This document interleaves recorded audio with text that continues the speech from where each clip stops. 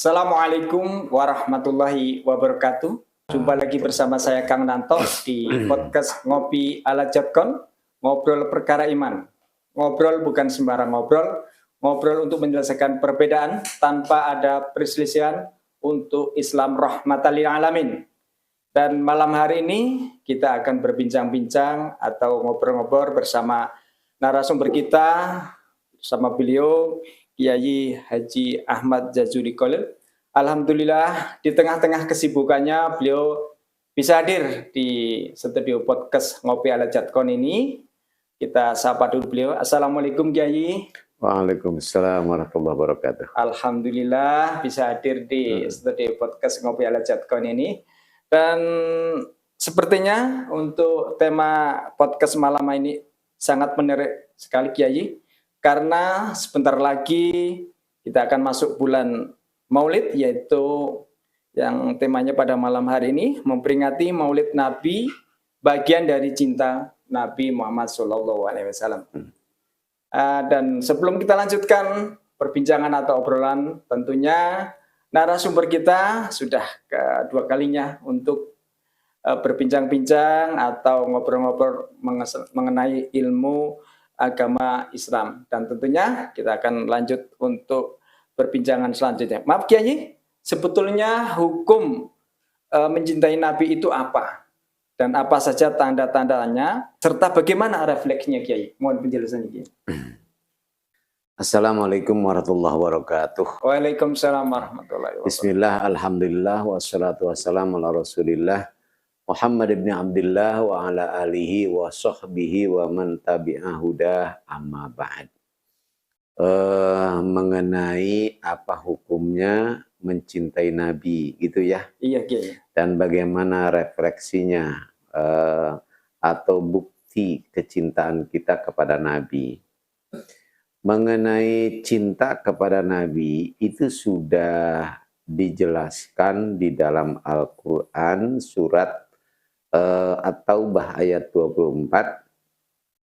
Allah Subhanahu wa taala berfirman, "Qul in kana aba'ukum wa abna'ukum wa ikhwanukum wa azwajukum wa ashiratukum wa amwalun iktaraftumuha wa tijaratun takhshawna kasadaha wa masakinu tardawnaha ahabba ilaikum minallahi wa rasulih wa jihadin fi sabilillah fatarabbasu hatta ya'tiyallahu bi amrih wallahu la yahdil qaumal fasiqin."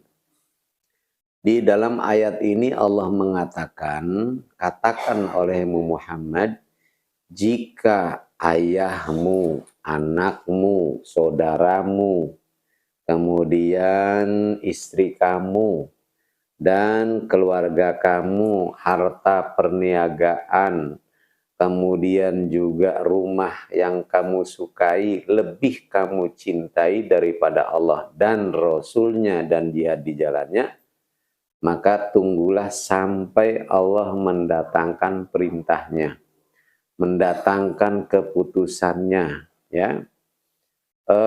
Dan Allah tidak akan memberikan petunjuk kepada orang fasik. Di dalam ayat ini jelas sekali Allah menyatakan kewajiban kita menyintai Allah dan Rasulnya melebihi kecintaan kita kepada ayah kita, anak kita, dan seterusnya. Bukan berarti Allah itu melarang kita menyintai anak, menyintai istri. Itu sudah merupakan satu fakta, kenyataan yang tidak bisa dihindari bahwa kita semua itu menyintai harta kita, keluarga kita. Dan itu tidak dilarang, boleh-boleh saja. Tapi jangan sampai kecintaan kita kepada semuanya itu mengalahkan kecintaan kita kepada Rasulullah. Jadi jelas cinta kepada Rasulullah itu adalah wajib. Ya, cinta kepada Rasulullah itu adalah wajib. Kalau kita tidak cinta kepada Rasulullah, ya, nah itu kufur bisa. Memang ada ulama yang mengatakan begini, kalau kamu ditanya, kamu cinta nggak kepada Allah? Cinta enggak kepada Rasulullah? Kalau kamu jawab katanya enggak, itu kufur. Berarti kan jelas cinta kepada Rasul itu wajib. Tapi kalau kamu jawab kamu cinta, kamu bohong. Nah ini yang repot. Ini refleksi tadi itu, refleksi tadi ini ya. Sebab kita ini coba saja, saya pernah berkata kepada seorang wanita, kata saya, kalau ada orang yang mengatakan cinta sehari kepada kamu 10 kali, tapi perbuatannya, ucapannya, sikapnya nggak menunjukkan ke arah itu. Dan satu lagi orang yang nggak pernah menyatakan cinta kepadamu, tapi ucapannya, perhatiannya, perbuatannya justru menunjukkan ke arah sana. Mana yang lebih kamu sukai? Yang pertama apa yang kedua? Jawabnya adalah yang kedua. Nah, jadi memang ungkapan cinta itu perlu, ya. Tapi itu adalah level cinta yang paling rendah. Itu Mas Anto. Nah, yang paling tinggi bukan ucapan, tapi adalah bukti. Nah, itu bukti. Inilah tadi refleksi itu tadi ya. Bukti yang penting gitu. Kita boleh saja mengatakan cinta kepada Nabi, kepada Allah. Tapi benarkah kita ini sebenarnya cinta atau tidak? Ini yang tadi kata ulama, kalau kamu mengatakan cinta, kamu bohong. Karena banyak sekali kita ini hanya mengatakan cinta, tapi perbuatan, ucapan, sikap kita itu tidak menunjukkan ke arah sana. Karena itulah maka kita harus mengetahui tentang ciri-ciri cinta. Rasulullah Shallallahu Alaihi Wasallam bersabda, ya, ahibbullah lima yaghdukum bihi min ni'ami. Cintai Allah karena Allah lah yang menghidupkan dan menghidupi kita. Yang menghidupkan dan menghidupi. Ini akidah ya. Wa ahibbuni lihubbillah iyaya. Dan cintai aku karena Allah menyintai aku. Nah, jadi kita cintanya kepada Nabi itu bukan karena dia Nabi, bukan, ya, tapi karena Allah cinta kepada Nabi, gitu. Allah kalau menyintai seseorang, Allah kemudian berfirman kepada malaikat, wahai malaikat, aku menyintai si fulan, maka cintailah mereka. Itu semua malaikat nggak pakai kenapa, langsung mereka menyintai. Jadi cintanya malaikat kepada orang itu karena Allah cinta kepadanya. Nah, begitu juga adalah kita cinta kepada Nabi itu karena Allah cinta kepada Nabi. Nah, ini nanti akan menjadi ciri, ya, bagaimana orang itu yang sesungguhnya cinta kepada seseorang. Kalau kita menyintai seseorang, itu pasti, itu kelihatan bahwa orang ini lagi jatuh cinta, ya, itu pasti kelihatan ya. Karena apa? Segala sesuatu itu ada tandanya, tanda orang cinta, tanda orang kenal, ya. Dan seterusnya. Nah, karena itulah maka tadi terakhir ditanya ciri-cirinya orang yang cinta itu kayak apa, gitu ya. Ya kan? Ciri-ciri orang yang cinta adalah pertama, orang yang sedang jatuh cinta pasti dia ingin bertemu bersama-sama dengan orang yang dicintainya. Ya. Seorang anak muda yang sedang jatuh cinta, apa sih yang didambakan dia? Bertemu dengan kekasihnya. Ya, iya. Itu orang cinta pasti begitu. Kangen terus lagi. Ya, iya. Dan kalau dia hidup mau ketemu, jangankan baru hujan gerimis. hujan batu dia jalani Jalan untuk ketemu. resikonya pun. Nah, di sini lalu untuk bertemu itu bagaimana? Ya, pertama seseorang ini bisa bertemu dengan orang yang dicintainya itu syaratnya dua. Satu adalah dia tahu gitu ya. Yang keduanya ada tindakan. Jadi berarti ilmu amal. Ilmu artinya tahu alamat kekasihnya di mana. Kalau mau ketemu harus naik. Kalau angkot nomor berapa. Jadi alamatnya tahu. Yang kedua ada tindakan. Tahu ya alamatnya di mana, cara bertemunya dia tahu, tapi nggak ada tindakan, nggak akan bertemu. Ada tindakan, tapi tidak tahu alamatnya, nyasar. Nah, begitulah kita juga kalau ingin ketemu dengan Allah, tahu caranya. Nabi memberi petunjuk tuh, jalankan ini terus. Tapi jangan cuma menjalankan, harus didasari oleh ilmu, gitu ya. Didasari oleh ilmu yang diberi petunjuk oleh Nabi. Jadi sekarang ada tindakan kayak ibadah dan seterusnya, tapi nggak didasari ilmu, percuma, nggak akan nyampe. Ada ilmunya sekarang ya. Jadi ada ilmunya, tapi nggak ada tindakannya. Ada tindakannya, nggak didasari dari ilmu, ya kasar. Nggak nyambung. Nah, nggak nyambung. Itulah makanya musodik, ngaku nabi ya. Gitu. Mungkin dia ini ada ilmunya, tindakannya salah. Nah, karena itu siapa yang beramal tidak didasari ilmu, maka amalnya itu sia-sia. Nah, jadi syarat bertemu dengan Allah itu adalah satu adanya amal, keduanya adanya ilmu, gitu ya. Nah, kemudian orang itu tidak bisa beramal dan berilmu ya dengan sempurna kalau dia tidak sehat. Itu kan tidak sehat. Makanya Nabi memerintahkan jaga 5 sebelum datangnya 5. Kata Bang Haji Oma Irama begitu. Di antaranya jaga sehat sebelum datangnya sakit ya. Nah, kemudian seorang tidak akan sempurna sehatnya kalau dia nggak makan, nggak minum. Nah, karena itulah orang arif mengatakan innal akla minaddin. Makan itu bagian dari agama.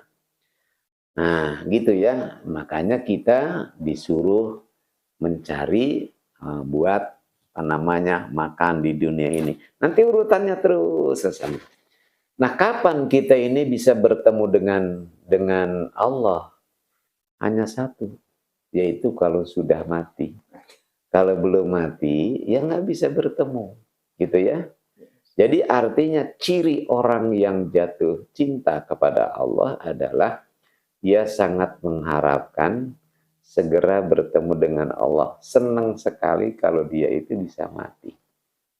Ya, senang sekali kalau dia ini segera mati. Makanya mengharapkan kematian itu ciri dari orang-orang yang cinta kepada Allah. Lalu bagaimana umpamanya Ustadz? Kan ada larangan dari Nabi. Jangan sekali-kali kamu mengharapkan kematian. La yatamannayanna ahadukumul maut lidurrin asawah. Jangan sekali-kali seorang dari kamu mengharapkan kematian karena madorot yang menimpanya, karena penyakit yang menimpa. Oh iya betul, kalau kita ingin mati karena penyakit yang menimpa, jelas itu namanya dia nggak sabar menghadapi musibah, ujian dari Allah. Ingin matinya karena menghindari sakit. Nah, menghindari sakit. Ini jelas jelek ini yang begini. Tapi kalau mengharapkan kematian itu karena kerinduan bertemu dengan Allah, itu sifat para anbiya, para mursalin, para siddiqin, syuhada, dan ulama, para sholihin ya seperti itu. Nah, sekarang kalau kita tanya, Apakah kita ini pernah minta mati sama Allah? Itulah tadi kata ulama, kalau kamu mengatakan cinta, berarti bohong. Nah ini juga sama. Sahabat Bilal ketika sakit, itu oleh istrinya suruh berobat. Nggak mau. Kenapa? Karena dia takut sembuh, takut lama lagi bertemu dengan Rasulullah. Padahal dia sudah merindukan Rasulullah, ingin bertemu dengan para sahabat-sahabat lainnya. Ini yang pertama. Yang kedua sekarang. Yang kedua, saya akan membuatkan satu analogi begini.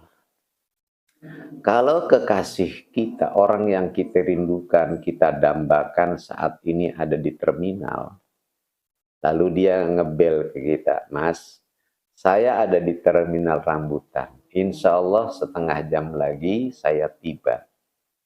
Nah, pada saat itu sebenarnya kita ini tentu saja girang. Karena mau ketemu orang yang kita cintai, yang kita rindukan. Cuma sayang rumah kita berantakan. Sehingga kan dalam hati ya Allah kenapa datangnya hari ini? Andai nanti 2 atau 3 hari, biar saya rapihkan dulu tempat ini. Sehingga nanti pertemuan itu adalah sangat sahdu, tidak terganggu oleh berantakannya atau keadaan tempat tersebut. Ya. Nah, ya Allah, orang seperti ini bukan orang yang tidak mau mati. Tapi pingin lebih dulu membenahi kekurangan-kekurangan yang ada dirinya. Ya Allah, saya bukan nggak pingin mati sekarang. Tapi ini hati saya masih penuh dengan noda, penuh dosa. Biarkanlah saya benahi lebih dulu, sehingga saat pertemuan nanti, ini semua tidak mengganggu kemesraan, kesahduan dalam pertemuan itu. Maka orang yang semacam ini tidak masuk ke dalam firman Allah, man kariha liqa Allah, karihallah liqa'ah.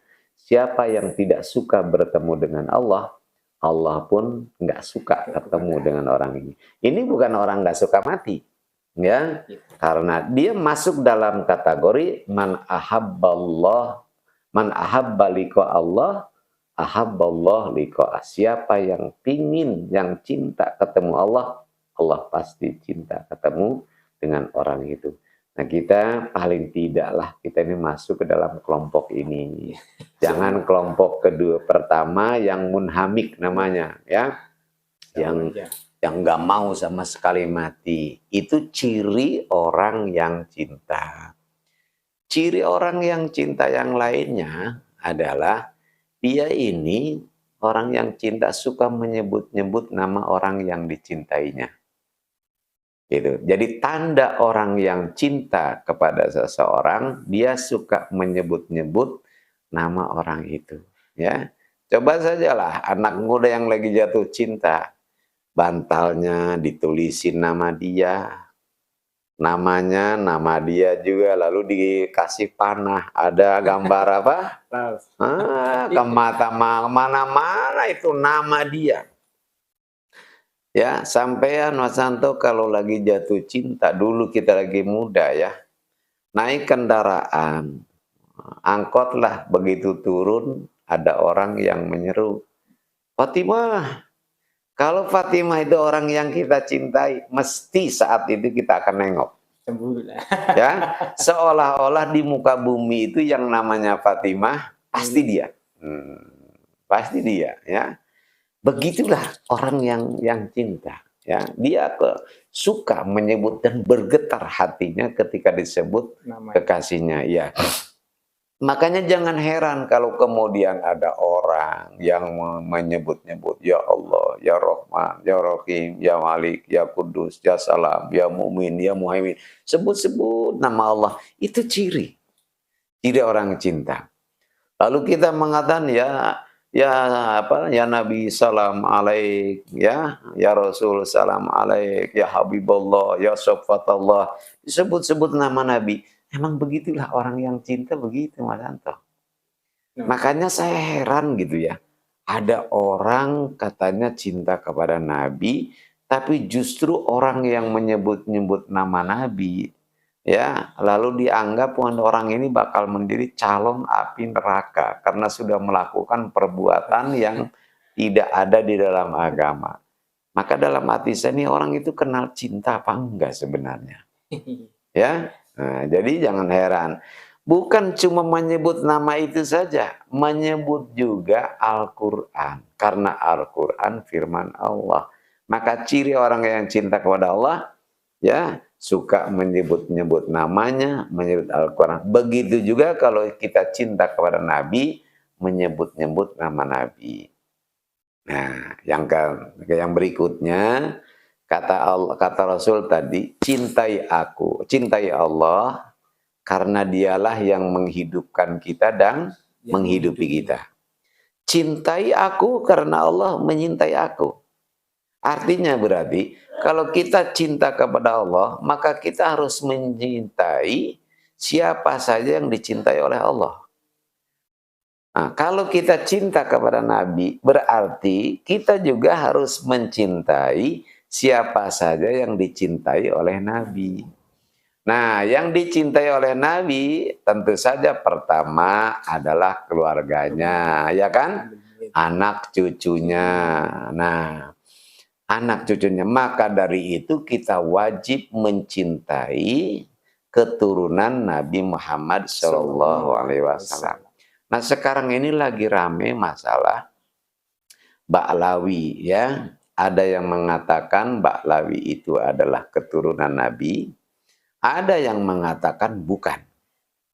Ya, saya tidak bisa membuktikan kalau Ba'lawi itu adalah bukan keturunan Nabi. Saya nggak bisa membuktikan.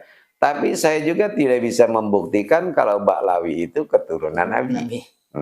Ya, kita ini kan lagi rame-rame itu kebanyakan orang itu hanya ikut-ikut aja. Ya, nggak tahu bener apa bukan dia ini keturunan Nabi gitu. Cuma dari dulu kita dengernya, taunya Ba'lawi itu keturunan Nabi, gitu ya. Nah, tapi kita juga tidak bisa membuktikan kalau mereka itu benar-benar keturunan Nabi, sebagaimana kita juga tidak bisa membuktikan kalau mereka bukan keturunan Nabi. Kalau mereka ikut keturunan Nabi, cintai mereka sebagai keturunan Nabi. Tapi mencintai bagaimana? Yang namanya cinta itu, nah itu nanti kita akan bahas lagi ya. Nah, yang kedua, Nabi sangat menyintai umatnya. Ketika Nabi ditawari oleh Allah, ya Muhammad sal fatutoh. Ya Muhammad fasal fatutoh. Bangunlah Muhammad, ya. Mintalah, pasti kamu diberi. Yang diminta oleh Nabi apa? Umatnya. Umatnya. Jadi Nabi itu bukan minta keselamatan buat keluarganya, gitu ya. Tapi umatnya yang diminta. Sebab kalau mengatakan dia minta untuk keluarganya, umatnya nggak ke bawah. Tapi kalau umatnya yang diminta, otomatis di dalamnya itu ada keluarganya. Nah, jadi berarti di sini kalau Ba'lawi itu bukan keturunan Nabi, cintai mereka sebagai umatnya Nabi Muhammad, begitu. Lalu mereka juga yang Ba'lawi ini harus hormati kita-kita yang bukan dari Ba'lawi. Karena apa? Sama-sama kita umatnya Nabi Muhammad SAW. Ya Allah. Jadi kadang-kadang saya prihatin rame masalah ini. Kalau orang alim sebenarnya Mas Santo nggak begitu, ya, nggak saling caci maki gitu kan? Enggak. Ini yang di bawahnya. Kalau para kiai yang ngerti lah. Terlepas mereka ini Ba'lawi ini keturunan Nabi atau tidak, yang jelas mereka umatnya Nabi. Yang datang ke saya itu banyak yang begitu, yang disebut dawir-dawir, ya. Itu datang, ya saya hormati sebagai umatnya Nabi itu aja. Saya punya pengen ngasih, saya kasih, enggak ya udah. Nah, jadi ini kita harus menyintai siapapun mereka yang menjadi umatnya Nabi Muhammad SAW, baik mereka ini yang ibadah maupun yang tidak, karena Nabi menginginkan agar semua umat beliau itu masuk surga. Nabi Muhammad tentu tahu kalau umatnya ini yang belakangnya banyak, yang gak karu-karuan, tapi Nabi tetap menginginkan semua umatnya masuk dalam surganya Allah Subhanahu wa taala. Karena itu kita wujudkanlah keinginan Nabi dengan cara bagaimana mengajak mereka agar mereka pun bisa masuk ke dalam surga Nabi sebagaimana yang Nabi harapkan. Baik, terima kasih Ki. Sangat Hmm. jelas apa yang disampaikan oleh narasumber kita pada malam hari ini. Mudah-mudahan bermanfaat untuk kita semua dan tentunya bukan buat pemirsa yang ada di luar sana. Hmm. Maaf Kiai, saya pernah mendengar bahwa mimpi bertemu Nabi itu nyata adanya, pasti dan tidak mungkin dusta. Hmm. Apakah pernyataan itu benar dan bagaimana konsepnya? Baik. Bisakah seseorang yang hanya bermodal cinta bisa berjumpa dengan Nabi Muhammad SAW? Baiklah. Bismillahirrahmanirrahim. Ini satu pertanyaan yang sangat bagus ya. Mimpi, karena ini hadis Nabi, barang siapa yang bermimpi bertemu dengan aku, ya, maka itu aku. Itu pasti Nabi. Kenapa? Karena setan itu tidak bisa menjelma wujud Nabi. Ya, setan tidak bisa menjelma wujudnya Nabi. Jadi kalau kita mimpi ketemu Nabi, pasti Nabi. Pertanyaannya mungkin begini, apakah harus dibedakan nih mimpi ketemu Nabi dengan mimpi ketemu dengan orang yang mengaku Nabi? Ini harus dibedakan.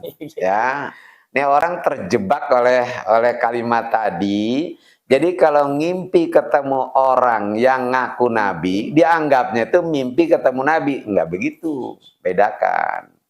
Nah, sekarang begini. Kalau ada orang Sukabumi datang ke sini, nyari saya, ya, orang itu nggak pernah ketemu saya, tapi karena saya seorang narasumber di Radio Rasil, dia sebagai penggemar gitu ya, datang mau nyari saya, ngundang sebagai penceramah di Sukabumi. Ketemu Mas Nanto. Ya, begitu nanya kata Mas Nanto, saya sendiri Pak Ahmad Jazuli. Maka beliau ini tentu kan senangnya luar biasa ya. Nanya langsung ketemu orangnya. Lalu nanti di sana di Sukabumi diterangkan, ya kita dengarkan ceramah yang akan disampaikan oleh Kiai Haji Ahmad Jazil Holil. Padahal bukan saya. Kenapa orang itu, si orang Sukabumi ini tertipu? Karena dia nggak kenal saya, ya kan? Iya. Karena nggak kenal saya tertipulah oleh Pak Nanto. Tapi kalau orang itu pernah ketemu sama saya, nggak mungkin dia tertipu. Nah ini dibedakan, makanya mimpi ketemu Nabi dengan mimpi ketemu orang yang ngaku Nabi beda. Bahaya awas ini ya. Lalu siapa orang yang tidak akan tertipu? Satu yang tidak akan tertipu adalah para sahabat. Ya, jadi kalau sahabat mimpi ketemu Nabi, pasti Nabi. Karena mereka pernah berjumpa dengan Nabi. Lah kita kan nggak pernah, kayak apa rupa Rasulullah itu kan nggak tahu. Yang kedua adalah para ulama, ya, atau orang-orang yang tahu ciri-cirinya Nabi. Nah itu dalam hadis-hadis Nabi dijelaskan bagaimana rambutnya Nabi, alisnya Nabi, keningnya Nabi, kumisnya, jenggotnya, wah seluruhnya sampai ke telapak kakinya. Sahabat Bilal itu, ya, ketika beliau dari Syria datang ke Madinah, ada cucunya Nabi Hasan dan Sayyidina Hasan dan Sayyidina Husain, melihat wajah Sayyidina Hasan, dilihat kakinya Sayyidina Husain. Kenapa? Karena sahabat Bilal tahu dari pusar ke atas Rasulullah itu sama dengan Sayyidina Hasan. Dari pusar ke bawah kayak Sayyidina Husain. Di antaranya Sayyidina Husain itu, maaf, kakinya itu nggak ada lengkungannya begini, maaf ya, angkat rata. Kalau sampean pernah ngelihat makom Ibrahim, di situ kan ada telapak kaki Nabi Ibrahim. Itu kan napak semuanya ya. Jadi rata telapak kakinya ini rata, nggak ada lengkungannya. Nah itu sepanjang sejarah manusia yang kakinya begitu 3. 1 Nabi Ibrahim, 2 Nabi Muhammad, ketiganya Sayyidina Husain.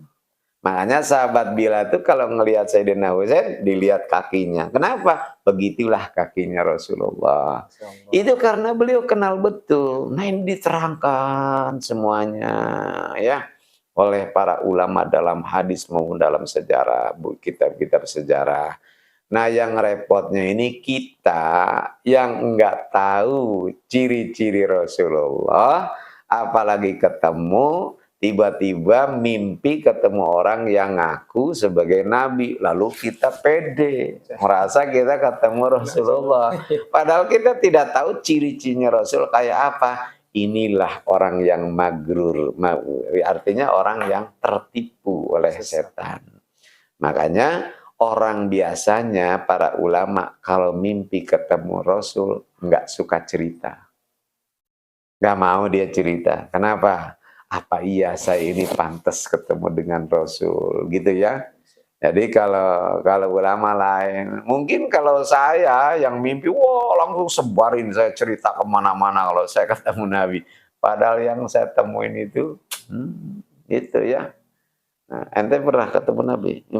Mimpi ketemu Nabi belum? Mimpi ketemu genderuwo? Udah. Nah, kita itu begitu. Ya, baik. Ya begitu ya, Mas. Baik Kiai, sangat jelas sekali apa yang disampaikan narasumber pada kesempatan ini, dan tentunya perbincangan kita ini akan sangat menarik sekali dan akan tambah menarik ke depannya tentunya. Namun sebelum kita lanjutkan dengan perbincangan atau obrolan ini, kita beri kesempatan terlebih dahulu lewat yang satu ini. Bang, ada beras Jatkon, kita semua mau borong. Oh, beras Jatkon yang pulen dan berkah itu. Tentu saja ada. Beras Jatkon asli hasil bumi, pulen, sehat, dan yang pastinya plus doa. Plus doa. Allah yuridu janti fil jannah wa yanfa'una bi barakatihim wa karamatihim wa asrarihim wa anwarihim ulumihim wa nafahatihim fid din wa dunya wal akhiratil Fatihah. Nasyaitanir rajim. Bismillahirrahmanirrahim. Alhamdulillahi rabbil alamin arrahmanir rahim maliki yaumiddin. Nasi goreng ini dibuat dengan beras cap Jatkon, sayang. Enaknya tambah karena plus doa, sayang. Bagaimana rasa nasi uduk Aye, Bang? Nasi uduknya enak banget, Pok. Iya dong. Aye kan pakai beras Jatkon. Beras Jatkon.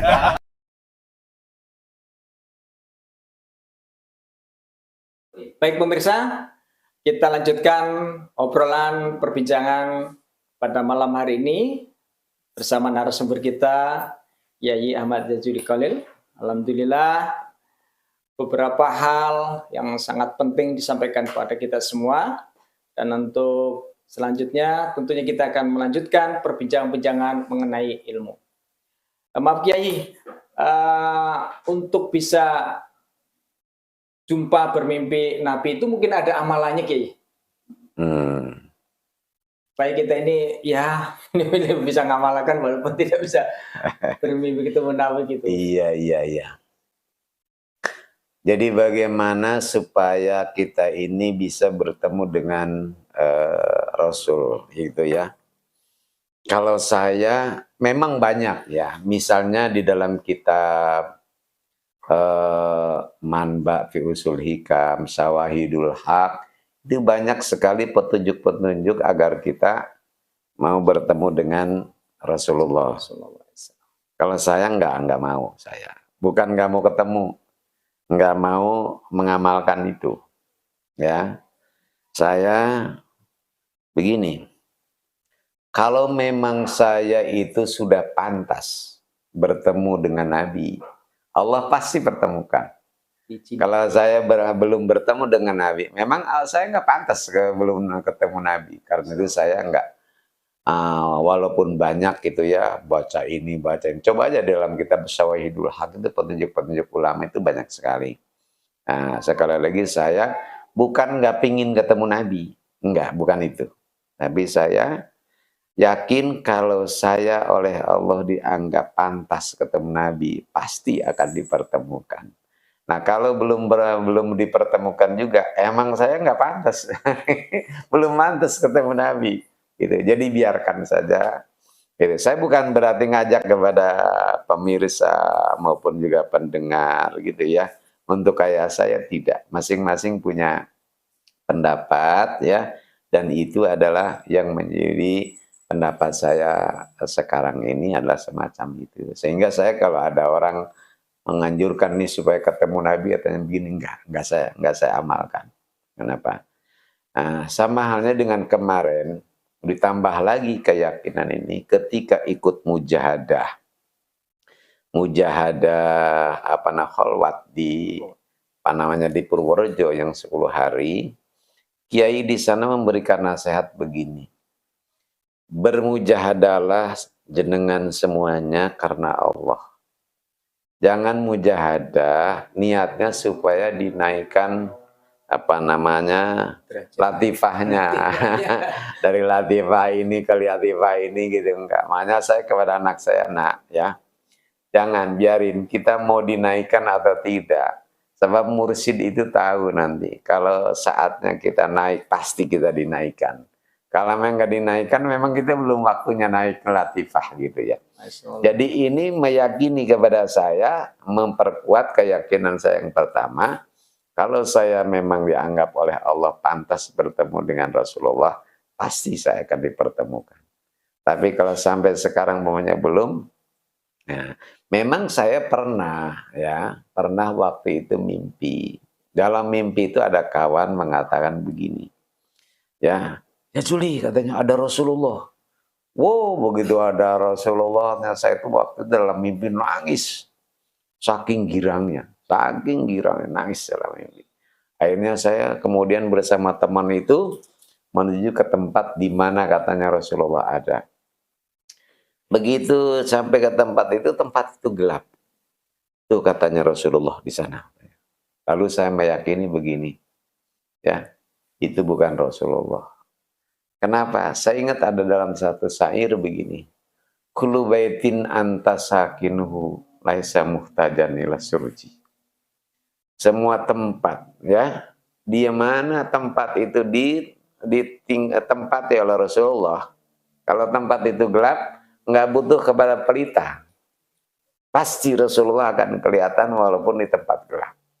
Sementara waktu itu Rasulullah berada di tempat gelap, tetap gelap. Makanya saya yakin itu bukan Nabi. Itu bukan Rasul.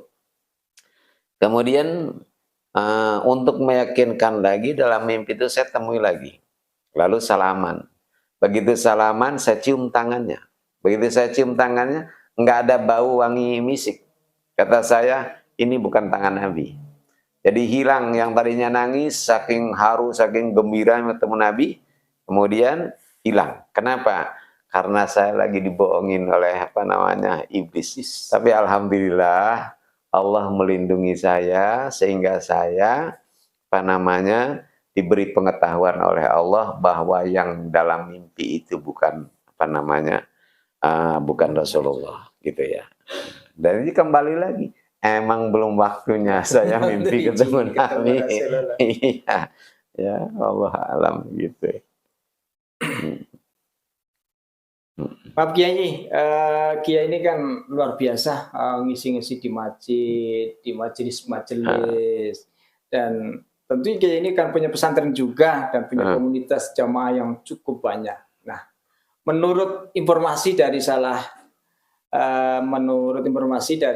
sanalah latar belakang Kiai ini menggagas kegiatan Safari Maulid yang rencananya kan tiap tahun itu ada keliling. Iya. Kalau boleh tahu kegiatan tersebut itu seperti apa modelnya, Kiai? Ya, jadi dulu waktu saya masih kecil di kampung kelahiran ibu saya, itu di tempat guru saya di Cirebon, itu setiap bulan Rabiul Awal itu ada baca maulid setiap malam, safari maulid. Jadi setiap masyarakat itu daftar ke kiai, malam sekian, malam sekian, malam sekian, gitu ya. Dan itu pengaruhnya sangat besar sekali. Makanya saya juga di sini saya gagas. Satu adalah untuk karena memang kan ada hadis, apabila disebutkan di sana nama orang soleh, ya maka akan turun barokah dan rahmat. Jadi kalau nama orang soleh saja disebutkan barokah rahmat Allah turunkan, apalagi yang disebutkan adalah Nabi Muhammad, ya. Nah, karena itu saya pingin supaya masyarakat di mana saya ada, lingkungan masyarakat juga orang-orang yang yang rumahnya pingin dibarokai, diturunkan rahmat, maka saya adakanlah safari maulid itu. Itu satu, tujuannya adalah seperti itu. Karena apa? Setiap tempat yang nanti yang dijadikan sebagai majlis zikir, majlis ilmu, itu nanti akan menjadi saksi kita di depan Allah. Yauma idin tuhadditsu akhbaroha bi anna rabbaka auhala. Pada hari itu bumi akan menceritakan beritanya. Diceritakan nanti bumi bahwa kami ini, rumah tempat kami ini dipakai buat maulid Nabi, dipakai buat majelis taklim, termasuk ini sekarang podcast ini gitu. Ini akan menjadi saksi tempat ini. Amin. Makanya kalau umpamanya di rumah ini udah berhenti, pindah ke Ihya Ulumuddin sana podcastnya. Siap ya. Nah itu luar biasa, ini beruntung ya. Nah itu bi anna rabbaka auhala, karena memang Allah yang mewahyukannya. Yang keduanya sekaligus juga kami ini, saya ini dan kawan-kawan termasuk Ustaz Fahru Rozi dan sebagainya, ini untuk mengkanter, setidaknya lah membentengi bagaimana upaya orang-orang yang coba untuk menghilangkan acara Maulid Nabi dengan berbagai macam kan ungkapan-ungkapan yang kadang-kadang bikin otot ini menonjol gitu ya. Kemudian yang dikatakan orang mengadakan Maulid Nabi itu, menghadiri Maulid Nabi dosanya lebih besar daripada berzina dengan ibu kandungnya sendiri dan sebagainya. Kalau buat kita-kita sih kalimat-kalimat itu nggak ada gunanya disampaikan ya. Tapi bagi orang-orang awam itu kan bisa berbahaya ya. Dan alhamdulillah selama ini respon masyarakat cukup besar, sehingga sebelum bulan Maulid aja sudah mulai pada daftar, gitu ya. Pada daftar. Mudah-mudahan itu bagian dari mahabbah kepada Nabi. Dan nanti kemudian setiap akhir di bulan Rabiul Awal itu nanti ada Maulid Akbar. Dulu ya, Maulid Akbar itu terakhirnya itu adalah hari Minggu terakhir bulan Rabiul Awal. Awalnya. Cuma pada hari itu biasanya itu maulid di Kuitang. Jadi berbarengan. Merasa Kuitang ini menjadi sentral di Jakarta. Ya tentu kami akhirnya menghormati di sana. Kemudian digeser menjadi minggu pertama bulan Rabiul Akhir. Semata-mata karena kami menghormati Kuitang gitu ya. Nah, biar nanti jamaah yang biasa menghadiri di Kuitang bisa hadir, di saya juga nantinya bisa hadir. Demikian. Baik, terima kasih. Dan kita ini sebagai umatnya Nabi Muhammad SAW dan saking cintanya ini kan sering merayakan peringatan Maulid Nabi, dan di negara ini atau di bangsa ini itu kan beraneka suku, budaya, dan menurut Kiai bagaimana perayaan Maulid itu yang dibarengi dengan adanya petasan, membakar gaharu dan tabur bunga, itu menurut Kiai gimana itu? Hal-hal seperti itu Kiai. Baiklah, bismillahirrahmanirrahim. Kalau masalah petasan saya memang kurang sejalan ya. Tapi saya nggak sampai mengharamkan, nggak. mungkin saking gembiranya mereka boleh jadi gitu ya. Cuma saya tidak sejalan kalau yang pakai petasan. Tapi kalau bakar gaharu itu adalah saya sangat setuju itu karena itu sebuah nasihat yang luar biasa. Begini sebenarnya. Ada satu syair yang mengatakan Idza aradallahu nasra fadilatin tawiyat ahtahala lisana hasudi. Apabila Allah mau menghamparkan kemuliaan seseorang, maka disediakanlah baginya lisan-lisan yang hasud kepadanya. Seandainya tidak ada api yang membakar gaharu, maka tidak akan tercium betapa harumnya gaharu itu. Itu sebenarnya pembakaran gaharu itu nasihat yang luar biasa, terutama bagi para asatid, para kiai. Coba sekarang, gaharu kalau kita diamkan saja, ya nggak ada baunya, ya kan? Iya. Cuma sekedar gaharu, tapi begitu dibakar, nah ini baunya menyebar kemana-mana. Nah, seorang kiai, seorang ustadz, kita di masyarakat ini manusia, itu ibarat gaharu. Bisa harum bau kita, bisa jadi nggak ada bau harum, nggak ada apa. Ya sama saja, tergantung. Maka untuk menjadi harum ini oleh Allah disediakan tuh lidah-lidah yang hasud kepada kita, yang iri, yang dengki, yang memfitnah. Iri, dengki, fitnah itu ibarat api yang membakar gaharu. Begitu dibakar, ya. Nah, sabar nggak nih kitanya menghadapi fitnah dan sebagainya? Sabar, maka menyebarlah bau harum, nafahat istilahnya disebutnya, perilaku kita ini ke banyak orang sehingga orang mencium wanginya. Dan orang kalau sudah mencium wanginya, artinya kepercayaan sudah diberikan kepada kita. Jangankan kita benar, salahnya aja kita itu benar dianggap orang. Tapi sebaliknya kalau kita itu sudah sudah buruk bau kita, ya sudah busuk, jangankan kita salah, benernya aja juga salah di mata orang. Nah inilah maka pembakaran gaharu itu jangan kita lihat tentang pembakarannya, tapi pesan di balik itu apa, ya.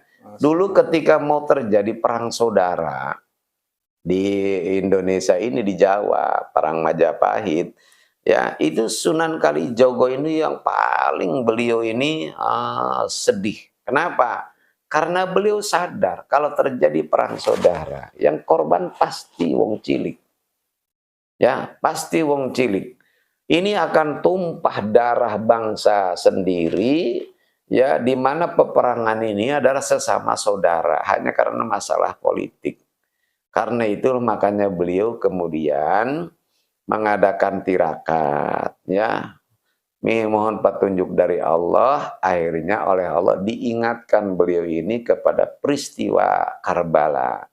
Bagaimana Sayyidina Husain dipenggal lehernya, ya, darah menggenang, lalu kemudian yang lain-lainnya. Jadi bukan cuma darah di situ yang berserakan, tapi juga sumsum dan otak saudara-saudara yang mengikut Sayyidina Husain itu berserakan. Nah, kemudian darah-darah itu oleh Imam Sunan Kalijogo dibuatkan simbol atau bentuk bubur merah. Nah, sementara otak dan sumsum digambarkan dalam bentuk bubur putih. Ya. Nah, oleh Sunan Kalijogo kemudian bubur merah, bubur putih dikirim ke para pembesar-pembesar, para kiai-kiai. Semua kiai-kiai, pembesar-pembesar melihat bubur merah, bubur putih merinding. Karena mereka kenal sejarah. Artinya, nih kalau sampean semua teruskan perang saudara di Jawa ini, maka boleh jadi Jawa akan banjir darah dan otak sumsum saudaranya sendiri, gitu maksud saya Sunan Kalijogo, ya. Nah itulah makanya akhirnya berlanjut nasihat ini setiap kita, orang tua kita dulu kalau mau mengadakan selamatan rumah, bubur merah, bubur putih pasti ada. Kenapa? Tujuannya memberi nasihat kepada anak-anak semua yang akur sebagai saudara, saling bantu, saling panah sayang, saling hormat. Sebab kalau tidak boleh jadi nanti di tengah rumah ini akan menggenang darah dan otak dari saudaranya sendiri.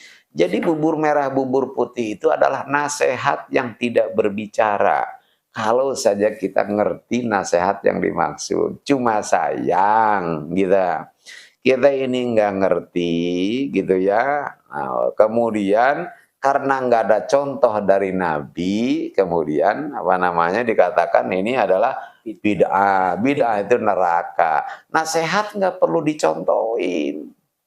Nasihat itu bisa jadi nasihat bersuara, bisa juga nasihat yang tidak bersuara. Lah kuburan itu juga kan nasihat juga. Cuma nasihat yang tidak berbicara, yang bisu gitu. Ini yang harus kita pahami. Cuma sayang kadang-kadang kita ini ya begitulah suka keminter. Kata orang Jawa itu keminter gitu ya. Jadi kayak ulama. Wallahualam, mungkin begitu. Baik, terima kasih Kiai. Alhamdulillah obrolan perbincangan malam hari ini kita sangat luar biasa apa yang beliau sampaikan narasumber kita. Mudah-mudahan besar manfaatnya untuk kita semua. Amin, amin, dan amin. kita semua bisa mengamalkan apa yang beliau contoh-contohkan, dan tentunya dengan tema pada malam hari ini kita semakin cinta kepada baginda Nabi besar Muhammad Sallallahu Alaihi Wasallam. Dan sebelum kita tutup perbincangan ini, tentunya kami mohon dan harapan kepada Yai untuk memberikan saran-saran dan motivasi. Ya. Bismillahirrahmanirrahim. Jadi saya mengharapkan kita semua ya. Di zaman seperti sekarang ini zaman fitnah. Ya, karena zaman fitnah, tapi kita pasti punya pegangan, yaitu siapa? Para alim ulama. Jadi kita ikutlah kepada alim ulama dan jangan mudah kita ini mengambil satu keputusan, ya. Sebab ulama ini kadang-kadang mereka ini adalah warasatul anbiya. Ahli waris para nabi, dan nabi tidak mewariskan dinar, tidak mewariskan dirham. Yang diwariskan itu adalah ilmu, ya. Nah, cuma kadang-kadang kita ini orang awam memandang ulama ini udah menyimpang. Nah, sekarang bagaimana kita tahu dia menyimpang atau tidak? Wong pengetahuan kita itu di bawah mereka. Nah, oleh sebab itulah maka tanya kata Allah, kalau kamu tidak ngerti, tanya sama yang ngerti. Itu sama sama yang ngerti, tanya sama yang ngerti ya. Jadi jangan jauh-jauh dari dari ulama. Sebab kita kalau jauh dari ulama, menghindari ulama, kan udah ada hadisnya bahwa nanti Allah akan turunkan kepada kita 3 bala. Hilangnya keberkahan, ya, yang paling buruk itu keluar tanpa iman. Karena itu yuk kita pada ikut alim ulama, ya. Kita tanya ketika ada masalah yang tidak kita pahami, apalagi yang mengganggu pemikiran kita. Tanyakan kepada ulama, insya Allah itu akan menjadi selamat, gitu ya. Amin. Nah, akhirnya marilah kita mohon kepada Allah Subhanahu wa taala, semoga Allah panjangkan umur kita dalam taat kepadanya. Amin. Allah kuatkan iman dan Islam kita. Allah tambahkan iman dan Islam kita. Allah kuatkan keyakinan kita. Allah kokohkan pendirian kita. Allah bimbing hati kita ke jalan yang diridhoi dan dicintainya. Amin. Allah hiasi hati kita dan akhlak yang mulia.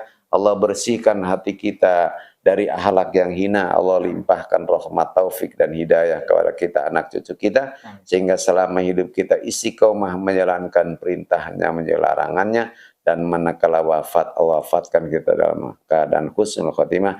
Dan Allah selalu menyehatkan jasmani dan rohani kita. Rabbana taqabbal minna du'ana wa rajana syara amalina birahmatika ya arhamar rahimin. Rabbana atina fid dunya hasanah wa fil akhirati hasanatan wa qina adzabannar. Wa sallallahu ala sayyidina Muhammadin wa ala alihi wasallam. Walhamdulillahirabbil alamin. Assalamualaikum warahmatullahi wabarakatuh. Waalaikumsalam warahmatullahi wabarakatuh.